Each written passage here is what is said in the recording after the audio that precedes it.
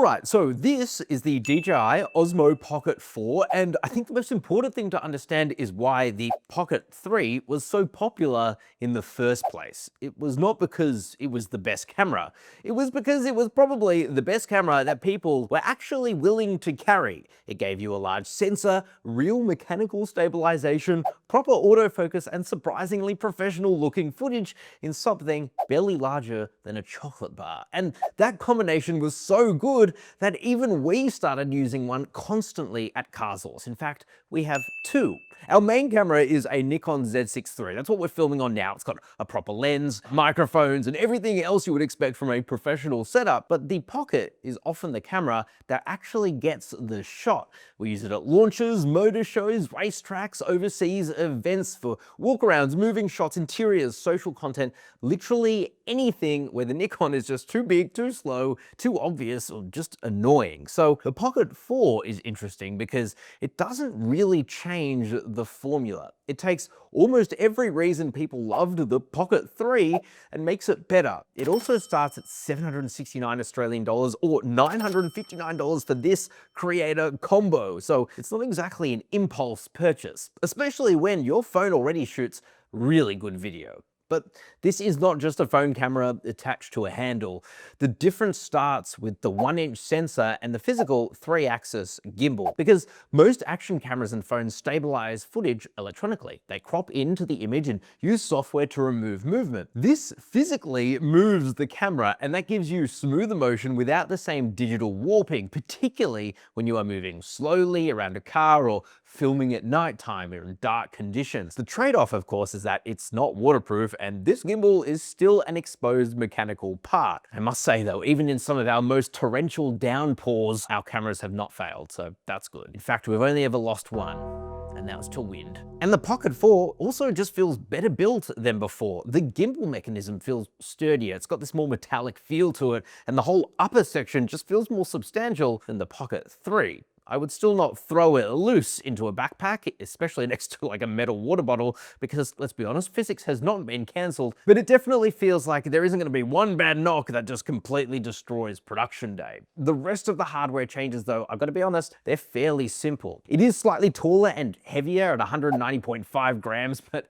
honestly, compared to this, it feels pretty much the same. You still get the rotating screen, which turns the camera on and makes switching between horizontal and vertical filming incredibly quick. But underneath it are two new physical buttons, one for zoom and the other is a custom button. And this is exactly the type of change that sounds so boring until you are trying to film something that is about to disappear. You can set that custom button to flip the camera, recenter the gimbal, or just jump into a setting that you regularly use. So if a car is about to drive past, you're not just swiping on a tiny touchscreen. You have a button and you can actually get the shot. There's also now a magnetic fill light, which draws power directly from the camera once I get it on there. As you can tell by our studio setup, it's clearly not replacing a single light, obviously, but inside of a dark car or a hotel room, it's actually really useful. And then on top of all of that, there's now 107 gigabytes of internal storage. That means if someone like our editor removes the SD card, leaves it in a laptop and sends the camera interstate, which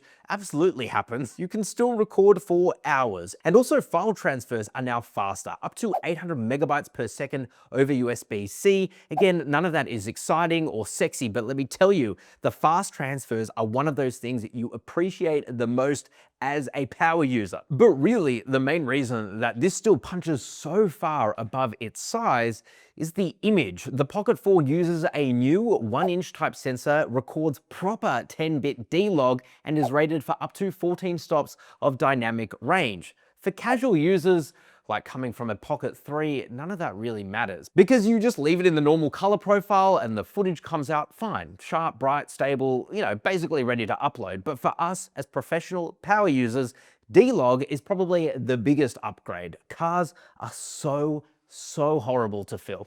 because you could have a white bonnet reflecting direct Australian sun, or black wheels in a shadow, chrome mirroring the sky, dark cabin. Like, honestly, it's one of the worst things in the world to film. So D-Log gives our editor so much more room to recover those highlights, lift the shadows, and match the footage that you are seeing on our Nikon Z6 III. And that's something you could not properly do on the old Pocket 3. And that's why this thing is just so crazy. You can kind of point and shoot, and then after, in post, you can grade it and get really incredible footage. And that's why this tiny camera can just sit beside footage from a much larger setup without immediately looking like a cheap camera. And because it is so small, it can also get shots the Nikon cannot easily get. You can slide it through a cabin, hold it low beside a moving wheel, move from the outside of a car directly into the interior, and mount it somewhere so you can capture the A-roll. This is really the value of the Pocket. It's not just a worse cinema camera, it's a camera that makes certain shots dramatically easier. And the autofocus, by the way, is a huge part of that too.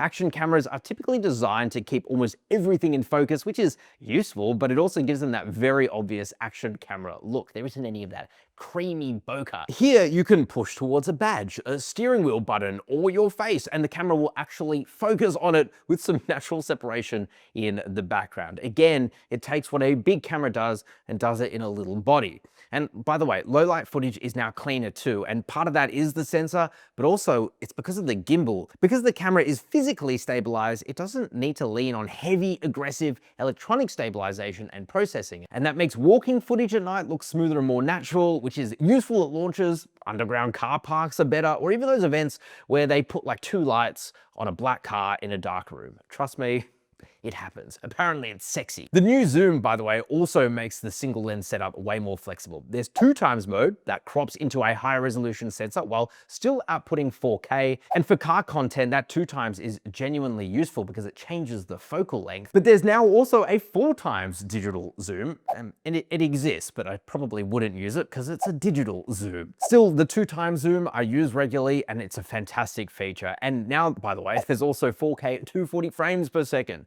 That is 8 times slow motion on a 30 frame per second timeline from a camera weighing less than 200 grams. The other big cheat code that this now has is tracking. You can put the Pocket 4 on its mini tripod, select yourself, and let the gimbal act like a very basic camera operator. It's now better at retaining you when you turn around or pass behind an object, so that's fantastic. A nice feature. I never really use it because I can kind of tell that it's doing it automatically, but hey, some people love it. But more useful for us is when it locks onto a car, because yes, we use this as a steady cam sometimes when we're trying to get B-roll of another car, which is just so cool that you can do that. And really all of that just enables you to cut down from 2 people in a shoot to 1, which saves time and that saves money. And I like that as a business owner. Motion lapses are also another great example. You can set different gimbal positions so that the camera kind of moves smoothly between them throughout the time lapse. Again, not something I really ever use, but it's cool that it's got it. But audio might be the most underrated reason to buy into this system. The Pocket 4 connects directly to compatible DJI wireless microphones with no receiver hanging from the side.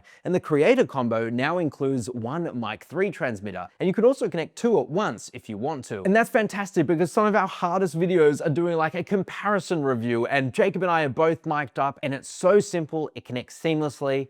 I love it. And by the way, you can record in stereo. So if you want that separation too in post, again, you have that flexibility. Battery life too is noticeably better than before. The Pocket 3 always felt like something I had to keep topping up throughout the day, or at a motor show, it always required a charge. The Pocket 4 though requires far less babysitting. DJI says that you can get up to 240 minutes in 1080p recording on this thing versus 166 minutes for the Pocket 3. And while 4K use of course will be a lot less than that, the difference is still so obvious in practice. You can shoot for longer, charge it less, and you just generally think less about the battery. All of that sounds incredible, doesn't it? It's not perfect. Vertical recording is still a separate mode, and there's no open gate recording like the Osmo Action 6. And that is actually very frustrating because we constantly need the same footage for horizontal YouTube videos and our vertical social clips.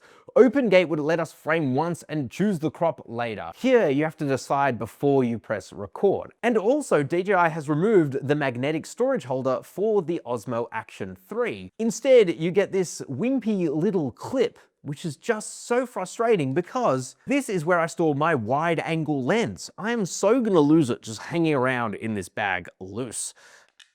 And it costs 80 bucks a pop.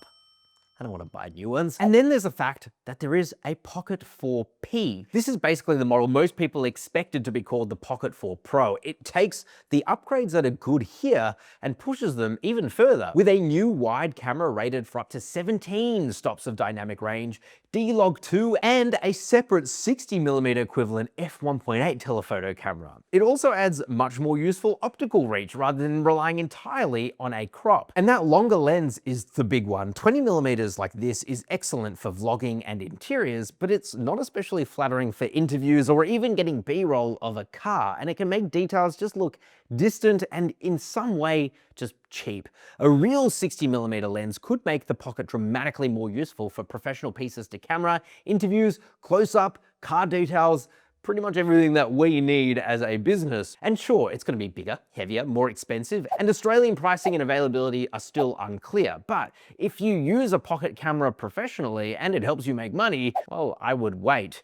The regular Pocket 4 is excellent for travelers and casual creators or someone buying their first dedicated video camera. It's really, really easy to recommend. But for the way that we use these cameras here at CarSauce, the Pocket 4P seems to take every meaningful upgrade here and just build on it. So this is a very good camera, and it is better built, it lasts longer, and fixes a lot of little frustrations we had with the Pocket 3. But professional users honestly should just hold off. That Pocket 4P looks like the one actually worth upgrading for. But let me know what you guys think down in the comment section below. What do you think of the new DJI Pocket 4, and have they kind of shot themselves in the foot by releasing the Pocket 4P? Of course, if you are new to the channel, please do subscribe. We'd love to have you around, and make sure you do stay tuned because we have so many more reviews of very cool tech products like this coming up soon.